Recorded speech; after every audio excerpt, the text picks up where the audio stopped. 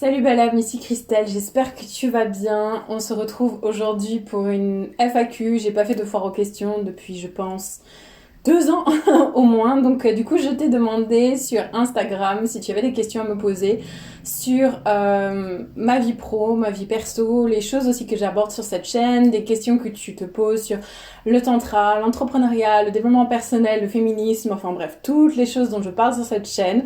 Donc aujourd'hui, j'ai préparé ma petite feuille avec une dizaine de questions auxquelles je vais répondre aujourd'hui. Mais avant de démarrer, je t'invite comme d'habitude à t'abonner sur cette chaîne. Et puis, je te rappelle aussi que dans la description, tu as le lien sur mon e-book sur le tantra, un e-book complètement gratuit. Et en fait, quand tu le récupères, donc gratuitement, tu as droit à un code de réduction sur mon site Les Secrets de Shakti. Et également, tu es abonné à ma newsletter du coup. Et pourquoi c'est important? Parce qu'il y a des grosses news qui sortent dans quelques semaines, un gros projet qui va sortir dans quelques semaines. Du coup, si tu n'es pas abonné, tu peux t'inscrire dans la description. On va commencer tout de suite avec la première question de Kevaline. J'adore ton nouveau contenu, merci beaucoup.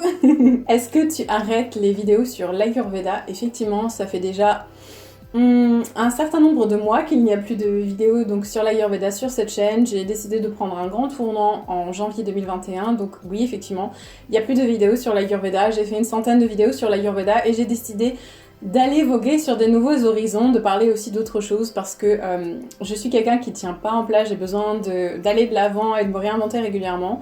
Du coup, il y a une centaine de vidéos sur l'Ayurveda. L'Ayurveda fait toujours partie de ma vie, fait toujours d'ailleurs partie de mon quotidien. Néanmoins, j'ai décidé d'arrêter de l'aborder sur ma chaîne et de ne pas créer des nouveaux programmes en rapport avec l'Ayurveda. Et elle m'a aussi posé une deuxième question. Pourrais-tu nous faire une liste d'ouvrages sur le féminin et sur le tantra en français ou en anglais? Oui, alors c'est quelque chose qui m'a été demandé plusieurs fois déjà, donc il y aura une vidéo sur cette chaîne spéciale sur mes ouvrages préférés, des ouvrages en tout cas qui moi m'ont énormément inspiré et que je recommande énormément, donc sur la féminité, sur le tantra. Ça va être malheureusement pas mal de références en anglais parce que je trouve qu'on manque encore cruellement de traduction de super chouettes bouquins sur le sujet. Il y a Dixilou qui m'a posé une question intéressante. Quel est ton métier? Et comment as-tu appris le tantrisme et où? Alors, je vais déjà essayer de répondre à la première question. Quel est mon métier? C'est difficile d'essayer de résumer quel est mon métier. J'ai l'impression d'avoir plusieurs métiers. Enfin, c'est pas qu'une impression. J'ai plusieurs métiers en fait en même temps. J'aime bien prendre l'étiquette coach en réalisation de soi. Je me considère vraiment déjà comme une multi-entrepreneur web parce que j'ai un e-shop, parce que j'ai 2 sociétés, parce que j'aime bien créer des nouveaux projets et j'ai de ouf un nouveau projet aussi en tête qui ne verra pas le jour tout de suite, mais je l'espère dans les 2 ou 3 années à venir. Donc déjà ça c'est mon job, c'est déjà de créer des entreprises, de créer des projets. Je suis vraiment une dingue de création en fait de manière générale, donc ça c'est le cœur de mon métier. Et après c'est plus le sujet donc qui a un rapport avec le développement personnel, la féminité, ce que moi j'aime bien appeler le néo-féminisme, et j'ai plus le sentiment d'être un guide de vie pour les personnes que j'accompagne dans mes différents programmes, en mentorat aussi, sur plusieurs mois. J'ai vraiment ce sentiment d'être une accompagnatrice, de travailler beaucoup sur l'empouvoirment aussi des femmes, parce que c'est quelque chose qui me tient vraiment à cœur. Et donc si tu es nouveau sur cette chaîne, et oui, je m'adresse principalement aux femmes, en tout cas les femmes sont mes clientes, et c'est pour ça que je travaille, que je crée tous ces contenus-là, c'est pour les femmes. Néanmoins, bien sûr, les hommes sont bienvenus à titre informatif. C'est vrai que je n'ai pas créé de programme d'accompagnement pour les hommes ou mixte. Néanmoins, messieurs, vous êtes bien sûr carrément bienvenus. Et je vous invite clairement à vous inscrire dans ma newsletter parce que si vous êtes des hommes qui sont préoccupés d'essayer de comprendre les femmes ou qui êtes féministes ou qui soutiennent tout simplement les femmes, ce que j'écris dans la newsletter, ça va beaucoup vous intéresser aussi. Du coup, j'espère que ça résume un petit peu mon métier. Mais c'est vrai que c'est pas évident parce que dans mon quotidien, effectivement, je fais ce que je fais, de l'accompagnement, de la création. Je fais aussi énormément de contenu en fait multimédia, c'est-à-dire là les vidéos que je tourne, que je vais aussi monter. Je fais des photos, je fais de l'infographie, je fais vraiment beaucoup de choses.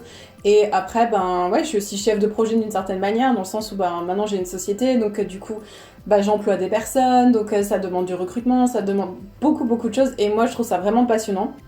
Donc ça, c'est vraiment mon métier à moi. Mais c'est vrai que ce que vous voyez, c'est vraiment que la partie d'accompagnement, coach de vie. Comment as-tu appris le tantrisme et où? Alors ça, c'est une question que j'ai eu quelques fois. Je vais en poser ma feuille pour répondre. J'ai pas suivi de formation sur le tantra. J'ai pas été dans des stages sur le tantra. Moi, mon approche du tantra et ma compréhension sur le sujet, bien sûr, elle vient d'énormément de livres sur le sujet.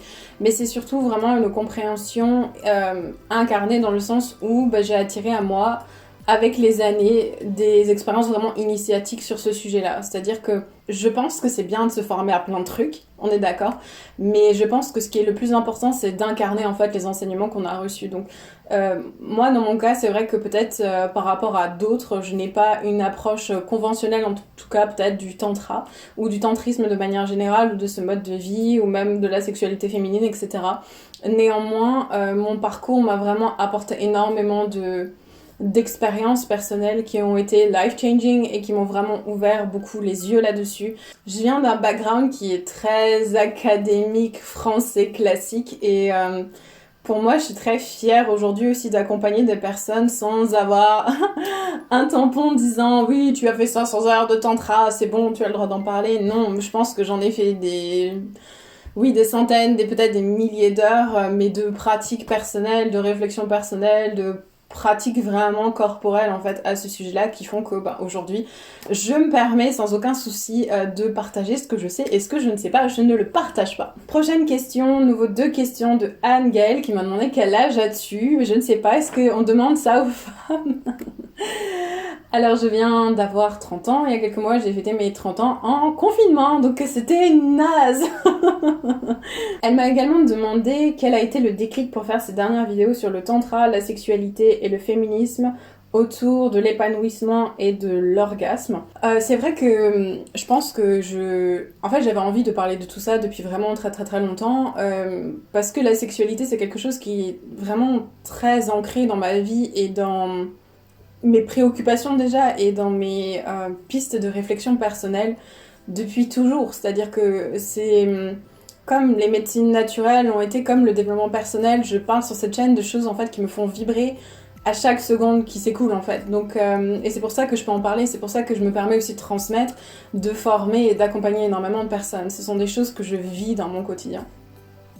Et donc oui, j'avais envie de parler de ça depuis très très très longtemps, mais vraiment je dois l'avouer, j'ai eu très peur de parler de ce sujet-là sur YouTube, sur internet, de mettre ma tête aussi, parce que je suis une personne aussi qui a une vie quotidienne, qui a des amis, qui a voilà tout ce genre de choses et qui reçoit des critiques aussi. Donc pour moi ça n'a pas été facile de oser parler de tout ça. C'est des sujets dont je parle avec mes clientes de mes différents programmes, surtout pendant plus d'1 an dans Dharmasana, j'en ai énormément parlé avec les filles qui étaient dans Dharmasana, de ces sujets-là, de la féminité, de la sexualité, de l'érotisme, de toutes ces choses-là qui me tiennent énormément à cœur, mais j'ai pris vraiment beaucoup de temps avant d'oser être le porte-parole de ce truc-là et de me dire ok en fait j'ai un message vraiment à délivrer, des valeurs à transmettre, une vision aussi du féminisme qui est peut-être différente que ce qu'on a l'habitude de connaître en France en tout cas et donc pour moi ça a été vraiment un choix en fait d'oser commencer à parler de toutes ces choses-là et ça a été super libérateur.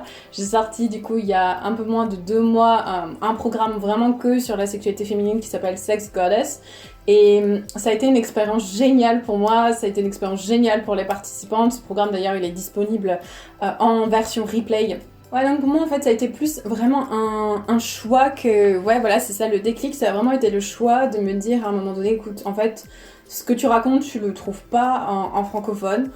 Ben parle-en, parle-en parce que ça revenait dans mes conversations privées, ça revenait aussi dans mes conversations plus intimistes avec mes clientes et ben à un moment j'ai décidé de devenir le porte-parole de toutes ces choses-là. Alors, il y a Sexualité et Maternité qui m'a demandé comment développer sa sensualité. C'est un sujet que j'aime beaucoup parce que je suis quelqu'un qui était très déconnecté de son corps pendant hyper longtemps, même si ça semble dingue peut-être aujourd'hui, mais... j'ai vraiment que dans ma tête, j'ai vraiment un background hyper intello en fait de base. Donc vraiment incarner la sensualité, la vivre dans le quotidien, c'est quelque chose que j'ai appris en fait. Et pour moi, ça passe déjà par le fait de vraiment vivre son expérience à travers ses sens. J'en ai déjà parlé sur la vidéo comment rentrer en fait dans le tantra, par où commencer. eh ben, c'est de développer un rapport sensoriel conscient avec la vie. C'est-à-dire que sans nos sens, on pourrait pas fonctionner correctement. Mais on peut aller essayer de mettre consciemment la recherche du plaisir dans ce rapport sensoriel à notre expérience. Donc mon plus gros conseil pour développer sa sensualité, c'est de commencer à vraiment se toucher, commencer à manger ses aliments avec une quête de plaisir, de sensations agréables, de chercher régulièrement ce plaisir et ces sensations. Si tu me suis sur Insta, tu vois que je poste régulièrement des vidéos où je suis en train de danser, plus ou moins habillée d'ailleurs, parce que c'est une manière aussi de développer, de garder ma sensualité, de mettre de la musique et de laisser mon corps en fait s'exprimer librement et d'aller chercher le plaisir, les sensations agréables dans cette expérience-là, même si ce n'est que 10 minutes en fait dans la journée. Alors, il y a Chloé Santé qui m'a demandé: la connexion à l'énergie sexuelle est une évidence depuis quand pour toi? Je pense que j'ai déjà répondu partiellement en fait à cette question. Le domaine de la sexualité, quelque chose qui m'a intéressée depuis vraiment toujours. J'ai pas eu du tout des expériences forcément joyeuses à ce niveau-là toute ma vie, c'est pas vrai. Mais par contre, j'étais vraiment très très très intéressée d'essayer de comprendre tout le spectre en fait qui englobe la sexualité. Je suis encore vraiment à mon niveau en train de découvrir toujours plein de choses. Et que ce soit même juste l'abstinence en fait de sexualité qui est aussi une manière d'aborder sa sexualité. C'est vraiment une énergie vitale et comment on peut l'utiliser, se l'approprier, la vivre, s'identifier vis-à-vis de ça. C'est vraiment tout un parcours très initiatique et que je trouve absolument passionnant. Donc cette connexion pour moi elle est là depuis très très très jeune. Et après, le fait de vraiment m'intéresser au tantra et à la sexualité consciente, ça doit faire depuis 2015, donc 6 ans que j'ai commencé à travailler vraiment là-dessus. Alors, Iris Tamara m'a demandé: crois-tu qu'on peut s'aimer et rester ensemble toute sa vie? J'adore cette question, je la trouve super chouette. Et après, c'est mon avis, je pense pas avoir la vérité absolue, mais en tout cas, c'est mon avis, c'est ce que j'en ai compris. Je pense qu'on a plusieurs vies. Je pense que vraiment, on a la possibilité de vivre plusieurs vies en une, de se réinventer régulièrement, de mourir pour renaître à soi-même plein de fois. Et notre cercle, les personnes qui nous entourent, qui sont le plus proches de nous, ça peut vraiment bouger du coup à cause de ça. Il y a des personnes qui vont rester là, peu importe aussi ce qu'on traverse. Et c'est pas des jugements de valeur, c'est pas une question de loyauté, c'est juste une question de connexion et d'alchimie en fait entre les personnes. Donc moi ça m'est arrivé du coup plusieurs fois qu'en changeant vraiment mon cadre de vie, en démarrant de nouveau à zéro, et il y a certains de mes amis qui sont plus été mes amis et d'autres personnes qui sont arrivées. Et je pense que d'un point de vue des relations romantiques, c'est pareil, c'est-à-dire que c'est possible de s'aimer toute sa vie, mais si ça se trouve, quand on va changer de vie, peut-être qu'on va plus être aussi harmonieux ensemble et que on va avoir besoin d'aller vivre des choses de manière séparée. Et ça change rien en fait qu'on s'est vraiment aimé quand on s'est aimé. Je crois vraiment, et je le vois de plus en plus dans cette période de célibat, que je vis à quel point on est, je pense, carrément pas nombreux, et je m'inclus pas forcément là-dedans, à avoir des relations romantiques vraiment d'adultes, dans le sens où on a beaucoup de naïveté autour de l'amour, autour des relations de couple, beaucoup d'idéaux aussi, et un rapport assez existentialiste à ça, dans le sens où ça devrait être une mauvaise chose, où on se fait du mal, on souffre du fait de rompre, du fait de se retrouver célibataire, de changer peut-être plusieurs fois de partenaire, d'avoir des enfants avec un partenaire, de se marier avec un autre peut-être. Mais pour moi, ça n'enlève rien à la réalité de l'amour qu'on a vécu, si c'est vraiment de l'amour qu'on a vécu. J'ai été amoureuse quelques fois dans ma vie, pas tant que ça, enfin pas tant de fois que ça, mais je vois à quel point ces personnes-là, et c'était des périodes de quelques mois à plusieurs années, ont vraiment été décisives et là vraiment pour moi, et que c'était les bonnes personnes au bon moment. Et je vois aussi que quand j'ai changé, ça c'était plus harmonieux, et dans des relations de plusieurs années, j'ai vu aussi que en changeant beaucoup, beaucoup de fois, et ben, avec mon partenaire de l'époque, et ben, on arrivait à réajuster nos... Ouais, à vraiment retrouver une forme d'harmonie ensemble. Et je crois vraiment, vraiment, vraiment que le plus important, c'est déjà de s'autoriser à vivre sa vie et d'être pleinement épanoui et d'être adulte vis-à-vis du fait que oui, quand on se met en couple, ça va forcément finir. Au pire, ça finit avec la mort physique, mais ça va de toute façon finir. Et c'est pas un drame.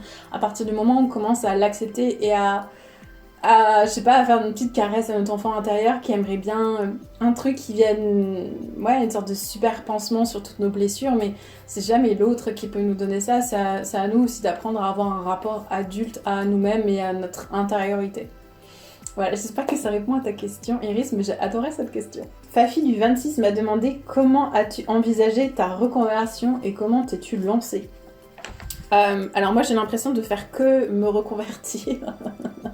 J'ai fait un paquet de métiers, c'est-à-dire que je suis pas quelqu'un qui avait un taf salarié et tout ça et qui a décidé d'aller sur YouTube et de changer de vie, etc. J'ai été très peu salariée dans ma vie, je pense en cumulé, j'ai peut-être dû être salariée 7 ou 8 mois depuis toujours. Donc j'ai fait pas mal de métiers, j'ai fait pas mal de métiers aussi en tant qu'indépendant. Et c'était pas un choix réel de ma part au début, en tout cas, je me rendais pas vraiment compte que c'était ça que je voulais, une vie d'indépendant. Moi, j'idéalisais la vie de prof pendant super longtemps. Et ouais, ben, des fois, enfin, notre désir réel, il est pas super conscient. Et je pense que par rapport à mon travail, ben, c'était vraiment pas conscient du tout ce que je souhaitais vraiment au fond.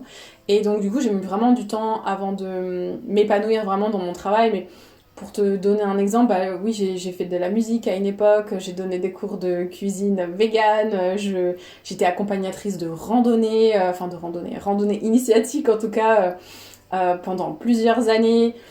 J'ai fait un paquet de métiers différents, j'étais dans la photo, la vidéo aussi à une époque, et le cinéma. Donc, si tu veux, pour moi, je fais partie des personnes qui veulent s'autoriser à changer de métier autant de fois que bon leur semble. Donc ça se trouve... Enfin voilà, là vous voyez, vous m'avez vu passer de l'Ayurveda à d'autres sujets aussi. Et puis c'est pas que le tantra, là j'en parle beaucoup sur ma chaîne, mais suivez-moi sur Insta parce que je vous parle vraiment de beaucoup beaucoup plus de choses. Et c'est pareil par rapport à la newsletter, c'est vraiment tout un monde beaucoup plus global. Ce que vous voyez sur cette chaîne, c'est un peu la pointe comme ça de l'iceberg où il se passe beaucoup d'autres choses. Et donc voilà, je m'autorise tout à fait à changer encore complètement de trucs dans quelques mois, dans quelques années. C'est pas une question d'inconsistance, mais c'est une question d'intégrité intérieure, tout simplement, et de m'autoriser en fait à changer régulièrement. Donc voilà, comment je me suis lancée vraiment là sur ce que je fais maintenant, ben ça a été une évidence à un moment donné où j'étais vraiment dans une période compliquée professionnellement, où je me sentais pas bien et je savais pas vers où aller, j'arrivais pas à lâcher en fait le milieu de la vidéo et de la photo et de commencer autre chose. Et puis voilà, un déclencheur a fait que je me suis dit bon allez c'est parti, all in, et on y va franchement, et je n'ai aucun regret vis-à-vis de ça parce que mon entreprise maintenant, enfin en tout cas j'ai été en auto-entreprise pendant 3 ans, je suis en société maintenant depuis 1 an et je suis vraiment vraiment très très heureuse d'avoir osé faire ces choix-là et de prendre beaucoup de risques. Alors il y a Amandine DBS qui m'a demandé j'ai tellement envie que ma vie pro décolle mais je me limite aussi par peur de ne pas être à la hauteur. Satisfaire, quels sont tes conseils sur ton expérience, ce qui t'a amené à totalement lâcher et vivre bien libéré? J'adore cette question, Amandine, merci. Ça ne s'arrête jamais. Si je peux te donner un conseil, ça ne s'arrête jamais des choses à libérer, des choses à lâcher. Notre vie pro, en fait, quand on est indépendant, hein, là je parle, Amandine, elle est en indépendant comme moi. Quand tu es entrepreneur, il n'y a pas un moment donné, tu vas arriver au moment de la montagne et puis c'est bon, c'est fini. En fait, tu as tout à fait le droit de déjà avoir du succès dès maintenant et puis tu vas peut-être lâcher d'autres trucs et avoir encore plus de succès à un autre moment et puis tu vas peut-être avoir des périodes de traversée du désert. En fait, l'entrepreneuriat, c'est vraiment un passage initiatique très très fort et le métier d'entrepreneur, il est vraiment très mal connu. Et il est très très différent de ce qu'on peut vivre en expérience en étant salarié. Pour moi, c'est vraiment une expérience initiatique intérieure face à soi-même qui est très forte.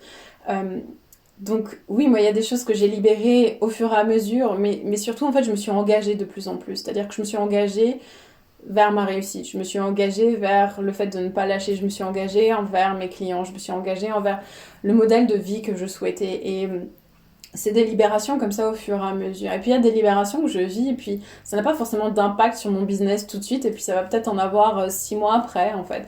Donc il y a des choses, c'est pas linéaire, en fait. C'est ça que j'essaie de t'expliquer, c'est que ça va un peu dans tous les sens.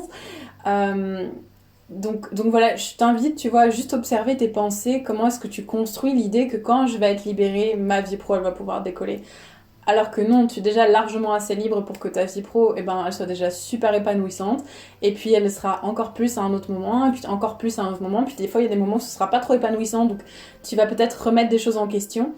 Mais en fait, vous pouvez très bien vivre de votre métier assez rapidement. Vous n'avez pas besoin d'être une autre personne, vous avez juste besoin de vous rendre compte que vous savez déjà suffisamment de choses pour démarrer, pour avoir vos clients, pour déjà partager en fait vos connaissances et vos dons. Et les choses, elles évoluent comme ça au fur et à mesure. Donc voilà, il n'y a rien, il n'y a pas un moment donné où on est complètement libéré, ça va bien en fait. De toute façon, dès qu'on atteint nos paliers, on a encore d'autres paliers, d'autres paliers, d'autres paliers. On a le métier d'entrepreneur, en fait, il n'y a pas de jauge max. C'est ça qui est fou, et c'est ça qu'on ne comprend pas forcément quand on a été salarié pendant longtemps, c'est que, et même par rapport à la société dans laquelle on vit, que ce soit par rapport à nos salaires, en fait, il n'y a pas de jauge max en réalité quand on est indépendant. Enfin, on peut faire des millions en fait, on peut faire des milliards.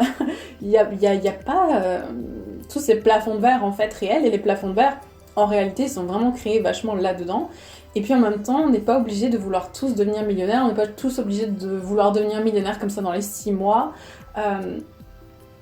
Chacun fait ce qu'il veut. Là, moi en ce moment, je suis plutôt dans une période de vacances, un peu comme ça, de recalibration, et je travaille très peu, puis mes revenus ont baissé pendant un certain temps, puis ils vont remonter à un autre moment, et voilà, c'est vraiment une question aussi, je pense, d'apprendre à faire confiance, à avoir confiance, à faire confiance en soi aussi, à faire confiance qu'on est largement parfait comme ça, et que si on fait ce qu'on fait, c'est pas pour rien.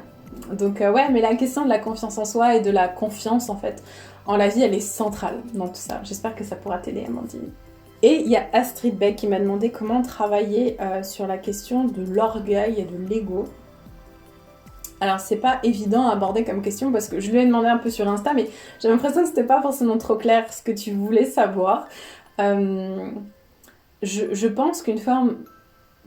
l'orgueil en fait c'est difficile d'en parler dans le sens où c'est pas bien ou mal en fait.